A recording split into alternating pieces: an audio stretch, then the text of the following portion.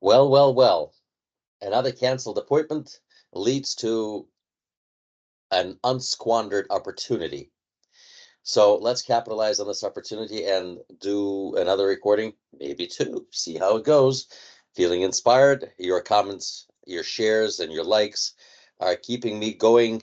I love it. Thank you so much. Please like, share, subscribe, not necessarily in that order. Very important to keep this channel going. There seems to be a groundswell of support for this video, for these videos, and my other videos that I have posted on sterile processing. So please, let's make this happen. Let's spread the word and let's get this done. Okay, seventh installment of the quiz review. And this is good for both crcst and cbsbd videos. So I'm going to update my description. So it's good for everybody. So sterile processing is sterile processing, no matter who's certifying. The language of the question may be different, but the content is all the same. Because remember who is providing guidance to both the certification agency. It's double ANI, the Association for the Advancement of Medical Instrumentation, and ANSI, American National Standards Institutes. So that's how they base their questions.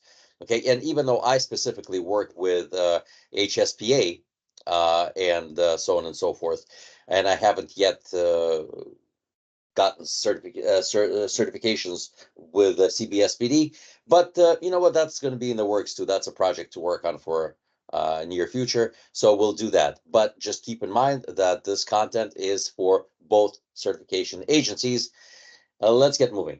The largest operating channel of a flexible endoscope is which of the following? Well, we know that there are four generic channels that both manuals talk about. They would be the instrument or biopsy channel. There would be the light and video channel. There would be a air water channel and suction channel. So four channels. And of course, the instrument and the biopsy channel would be the ones. So let's take a look what we have here. We have the optical channel as number one, number two, air water channel, number three, suction channel, number four, instrument channel, also known as the biopsy channel. So the correct answer here is instrument channel. For obvious reasons, we're sticking instruments through that channel. And no matter how small they are, they're still pretty darn big. So that's the correct answer. And that's the way we roll here. Next question. A process used by an ultrasonic cleaner in which low pressure bubbles in a cleaning solution burst inward to dislodge soil from instruments is, oh, one of my favorite, the ultrasonic cleaner. A process used by an ultrasonic cleaner in which low pressure bubbles in a cleaning solution burst inward. Another word for that would be implode. Explode is burst out, implode is inward. So implode. And when they implode, they create suction. This process has a name. Let's look at what they have here. Number one, brush cleaning. Number two, cavitation. Number three, automated mechanical washing. Number four, automated cart washing. Okay, well, these are not automated mechanical washing and automated cart washing. They're not processes. Brush cleaning, number one, may be a process, but cavitation, number two, is the right answer. When you think of cavitation, don't think of it as a foreign word. Cavitation is simply cavity, which is a hole in your tooth, which is related to the word cave, which means a hole. Okay, so cavitation is creating a cavity. So we have a bubble that implodes and that creates suction. So cavitation is the right answer moving forward. Okay, and now the costs incurred by a facility to purchase a specific supply from the point of authorization through its disposal is, this is from the inventory management section of the book. It may not be worded the same way, which is why it's important to truly understand what they're talking about. The costs incurred by a facility to purchase a specific supply from the point of authorization through its disposal. Number one, inventory service level. I love inventory service level. No one really understands inventory service level. I'll explain it moving down. Next one, number two, inventory turnover rate. Number three, total acquisition costs. Last but not least, number four, inventory stockout rate. Let's address all of these topics. Inventory service level, my favorite explanation, like your gas gauge. At which point in time do you fill up your gas tank? That's when you service your inventory. Gasoline is your inventory. Okay. So in the hospital central service department, what you have is a certain limited amount of supply. At which point in time do you reorder your supplies? Are you down to the halfway mark, 3/4 empty shelves?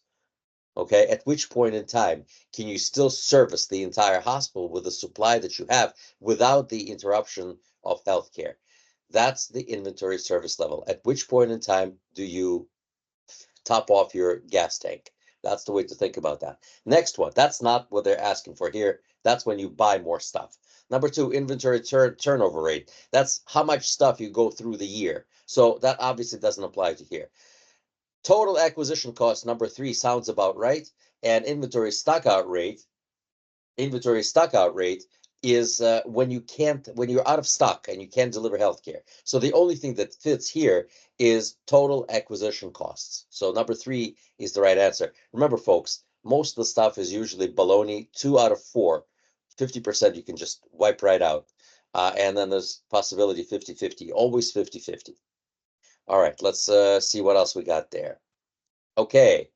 The distribution system in which a cart is prepared and stored until it is needed for a procedure, at which time it is delivered to the customer, is which of the following? The distribution system in which a cart is prepared and stored until it is needed for a procedure, at which time it is delivered to the customer, is which of the following? Number one, specialty card distribution system. Honestly, I've never heard of that one. We got case card distribution system. We got stockless distribution system. And we got just-in-time distribution system. Folks, the key word here is cart. One of the answers talks about a cart. It's the right answer. Case cart system is the most popular system of inventory distribution.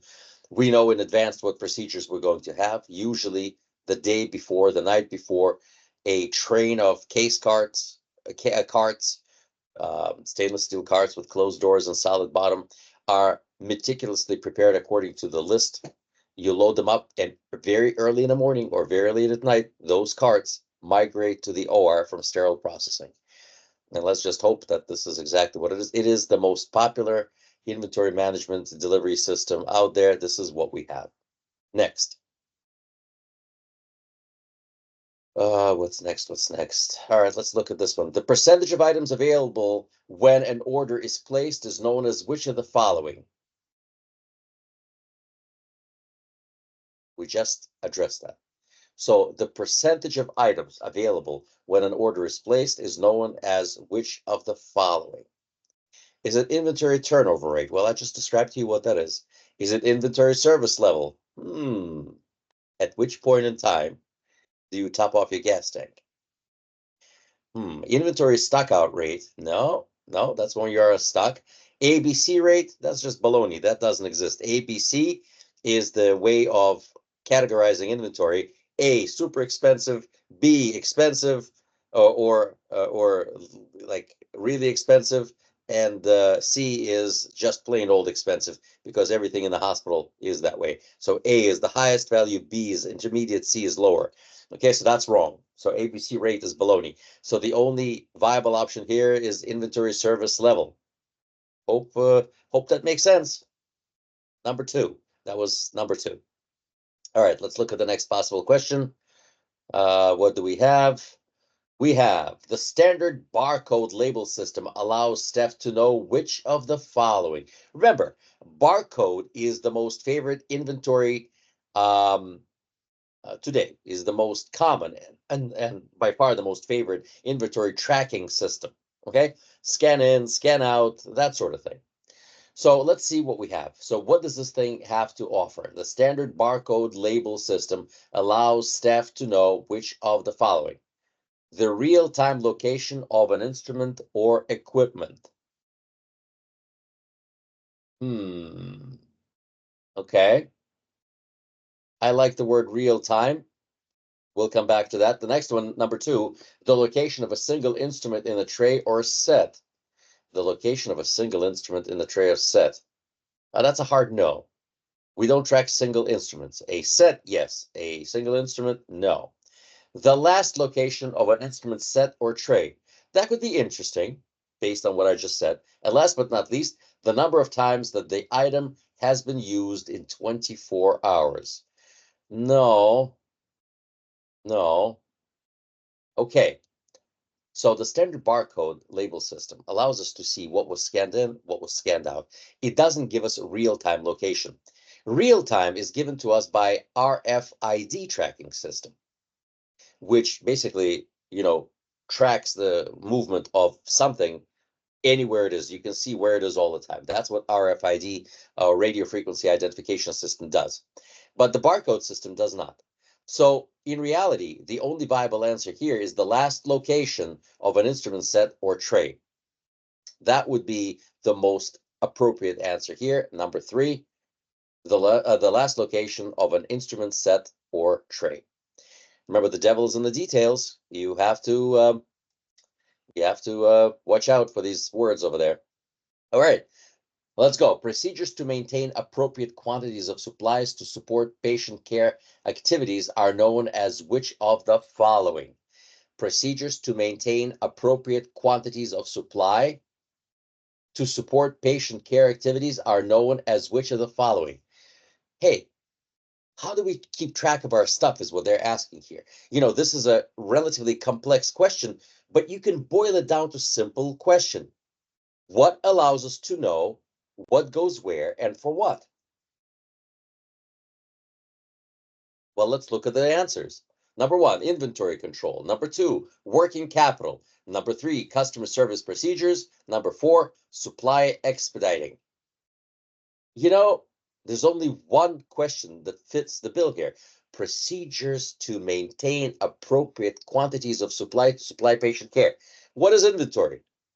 That's exactly what it is. Inventory management is what shows us what it is. The closest one to inventory management is inventory control. Number one answer. This is where we are. All right, let's see. Which of the following is not a common inventory replenishment system? Which of the following is not a common inventory replenishment system? Number one, stat orders. Number two, tote system. Number three, exchange cart system. And PAR. What is PAR? Periodic automated replenishment. Remember that. So in our list of common inventory replenishment systems, the most popular case cart, we have STAT is pretty common. It's an emergency, STAT, immediate. So that's pretty common. Exchange card system, yeah, it's definitely on the list. That's when we have a identical cart to the one that we have stationed somewhere, and we just exchange it once a day, no matter whether you used it or not, and then we bring it home to the department and we check it out, make sure everything is not expired, everything is in good standing, everything is good, and then we just swap it once a day. Tote system, to be honest with you, I've never really encountered it, so I'm gonna go with that one. So the tote system is um, it's usually used to just transport stuff outside of the facilities, and it has all sorts of different names. So I'm gonna go with that one. It's definitely uncommon, and we don't use it. That's the answer. Number two is the answer. Okay, let's see next one. Sterilized items which have come directly from sterilization must be what? Now, but key words here. Sterilized items which have come directly from sterilization must be what? Now, what happens to the instruments when they just come out of the sterilizer? They're hot. So what happens to them? There's A, stored immediately, 2, cooled, 3, dried, 4, packaged.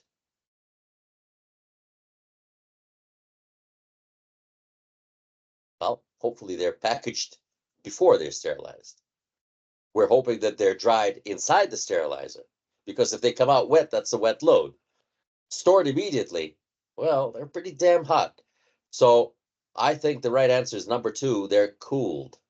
Okay, so sterilized items which have come directly from the sterilization must first be cooled. That's one thing that doesn't happen in the sterilizer unless you shut it off. Okay, and why do we need to cool it in a controlled environment? To prevent condensation. And of course, you don't want anyone to burn their hands, especially not the surgeons. Okay, let's look at the next question. All right.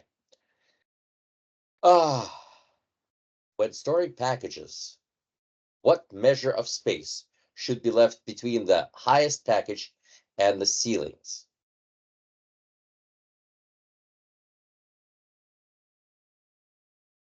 Well, that's an interesting question. We have a few options here, and they're not really. Hmm, I'll have to check this out. I don't see a correct answer here. My understanding was that the top of the package must be 8 to 10 inches away from the ceiling, just like the bottom shelf should be 8 to 10 inches away from the floor. I don't really see one of the choices here in my list of questions, so I'm just going to say 8 to 10 inches. Top of the package must be 8 to 10 inches away. Mm, One of the answers that they provide here is, some of the answers are 4, 8, 12, and 18 inches, none of which are correct. 18 inches is the distance away from the sprinkler head. So I will leave this until further review. Let's go down the list. Some of these things, don't offer a lot of clarity. All right, let's look at this question. There are several considerations that must be accounted for to ensure that the sterility of stored items does not become compromised. Which of the following statements in regard to these considerations is least accurate? Least accurate. Let's read the question one more time. There are several considerations that must be accounted for to ensure that the sterility of the stored items does not become compromised. Okay, how do we make sure that the items which have gone through the process of sterilization, meaning they're packaged, they're sterilized, how do they not become contaminated is what is the question. Okay, so which one of the following statements in regard to the consideration is least accurate? Which statement does not apply? So let's read. Number 1, only properly attired personnel who need access to the sterile items should be admitted. Hmm. Well, that sounds about right, because items are stored in the inner sanctum of the sterile processing department, which is sterile storage. It's limited access area. Now, I know. Some of you who work in the department know that every Tom, Dick, and Harry can just traipse through the department. Doctors, nurses just fly in there, but it shouldn't be. Remember, one of the tricks to becoming a certified professional is to know what's right and what's wrong, and you can stand up for what's right, because extra movement through the department, extra movement through sterile storage creates air movement. We don't want that. So I'd say that this is essential. Now, entry and exit points to the storage area should be located um, to prevent unnecessary movement around the sterile items. Okay, that makes sense. That makes sense. I like that one. Okay, travel and movement. Number 3, distance. Um, Travel and movement distance studies should be performed to ensure that the sterile items will be protected from excessive handling. All right, well, that makes sense. That makes sense. I like this answer too.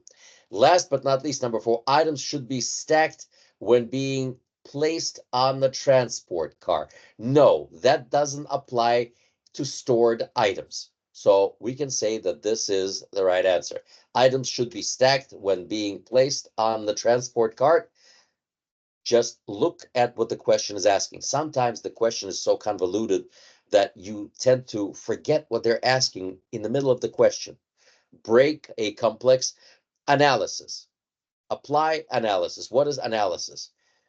Root word of analysis, ana and lysis.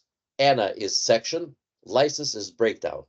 Break things down into sections that make sense and piece it together. Pull away the unnecessary chaff, and you'll come up with the right answer.